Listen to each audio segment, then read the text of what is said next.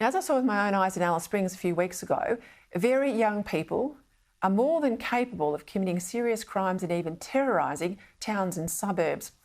Mount Isa in Queensland is at risk of going the same way, with the local state MP saying Mount Isa is our Alice. Local state MP Robbie Katter has highlighted today there's reportedly a gang of about 30 hardcore teenage offenders, all known by name to local police, yet nothing much is being done about it as they take to the streets because kid glove policing means they're not arrested, charged or jailed, and doing so somehow offends their human rights. We're told 41 in every 1,000 Mount Isa homes, or nearly 1 in 20, were broken into last year. All because, as a society, we're becoming too collectively soft and muddle-headed to make young people take responsibility for their actions. And their parents too. Now there's a proposal before federal, state and territory attorneys general to raise the age of criminal responsibility from age 10 to age 14, even though 12 and 13-year-olds nearly always have a pretty clear idea about theft and assault and what's right and wrong.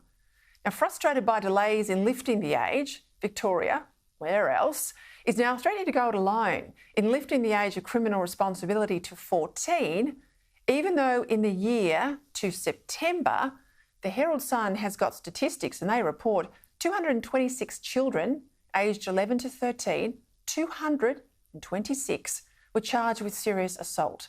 As well, children aged 11 to 13 were charged with 120 aggravated, so that's burglaries, with violence.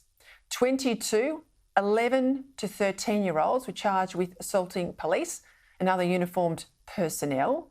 9 13-year-olds were charged with rape, 9 and 15 with stalking. But if the age of criminal responsibility is raised to 14, well, you heard that laundry list, none of those young people could be charged, none prosecuted, none convicted, and none, of course, punished.